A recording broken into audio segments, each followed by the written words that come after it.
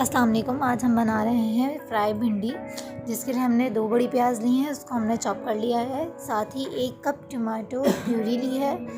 फिर हमने एक फ्राइंग पैन लिया, उसमें हमने ऑयल डाला, ऑयल को गर्म होने दिया और जब वो गर्म हो गया तो उसके बाद हमने उसमें अपनी भिंडियाँ कटी हुई डाल दी। ये भिंडी आधा किलो के करीब कुछ थी, जिनको मैंने छोटे बड़े साइज़ में अपने हिसाब से काट लिया है। आपको जिस शेप की पसंद है आप उस शेप में डाल लें। थोड़ी देर फिर हमने इनको फ्राई किया और जब ये अच्छी तरह फ्राई हो गई तो उसके बाद हमने इनको निकाल लिया अलग प्लेट में।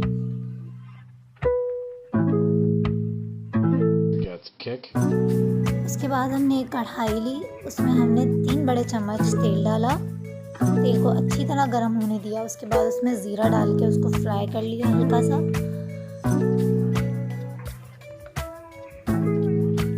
उसके बाद उसमें हमने कड़ी पत्ता डाला, उसको भी अच्छी तरह फ्राई कर लिया। और जैसे ही हमारा ज़ीरा और कड़ी पत्ता दोनों अच्छे से ब्राउन हो गए, हमने उसमें प्याज डाला और प्याज को भी हम तब तक फ्राई करेंगे जब तक वो लाइट ब्राउन शेड में ना आ जाए। बहुत ज़्यादा नहीं कुक करना कि पता चले वो जली जाए, इतना कुक करना है कि वो हल्का सा ब्राउन शेड आ जाए उसका और वो सॉफ्ट हो जाए। और जब हमारी प्याज ब्राउन हो गई, हमने उसमें अपनी फ्राई की हुई भिंडी मिक्स कर दी। उसके बाद हमने उसमें नमक डाला।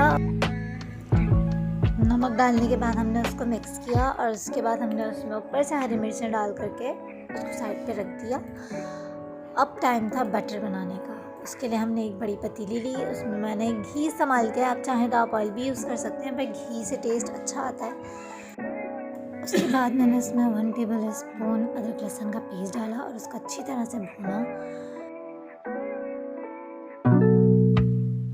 1 टीस्पून पिसा हुआ धनिया, ½ टीस्पून से भी कम कुटी लाल, 1 टीस्पून पिसे लाल मिर्च, 1 टीस्पून काली मिर्ची और 1 टीस्पून गरम मसाला, ½ टीस्पून से भी कम हल्दी। और इन सारे मसालों को अपने अदरक लहसुन के पेस्ट में शामिल कर दिया। उसमें थोड़ा सा पानी डाला ताकि मेरे मसाले जल ना जाएं। उसके बाद उनको अच्छी तरह मिक्स करके भून लिया। तब तक भूना जब तक उसका तेल ऊपर ना आ जाए।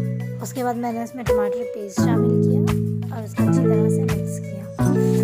और फिर 5 मिनट तक मैंने उसको हल्की आंच पे पकने दिया ताकि वो अच्छी तरह से भून। अब आप लोग देख सकते हैं कि टमाटर और मसाले आपस में भून कर कितना अच्छा कलर आ गया उनका।